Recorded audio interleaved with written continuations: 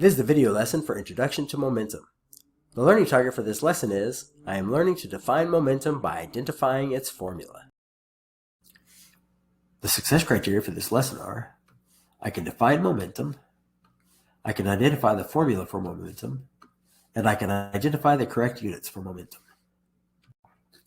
So what is momentum?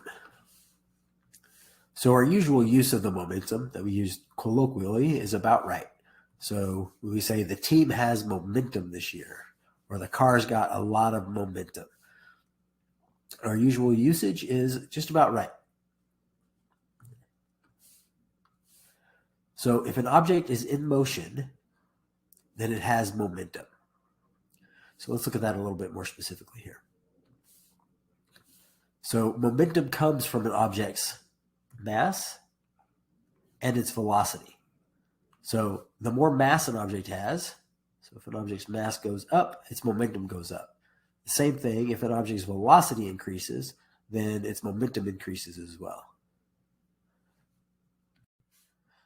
All right, so let's look at the formula for momentum. So the formula is P equals M times V. So M equals mass, V equals velocity. So those are pretty straightforward. So to increase an object's momentum, so if we wanted to increase an object's momentum, we would either have to increase its mass, so which we talked about a little bit earlier. So increase an object's mass, or we have to increase its velocity. So you usually can't increase an object's mass. Most things have the mass that they have. So if you wanted to increase its momentum, you would have to increase its velocity. That's the thing that's usually easier to increase, would be its velocity.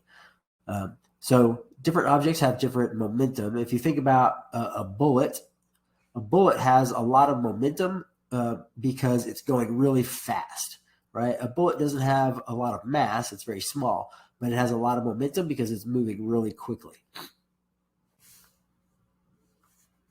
So a truck, a big tractor trailer truck, has a lot of momentum, even if it's going relatively slowly, because it has such a huge mass. That's a terrible drawing of a truck.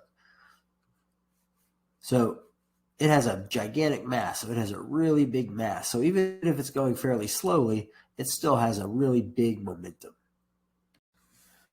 All right, let's look at the units for momentum. So we have mass. So mass has the units kilograms, and velocity, V, has the units meters per second.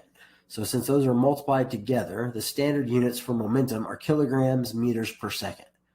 So we have kilograms, meters per second. So these are the units that we use for momentum.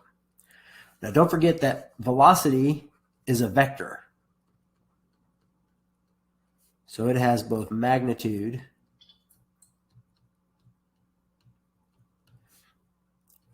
and direction.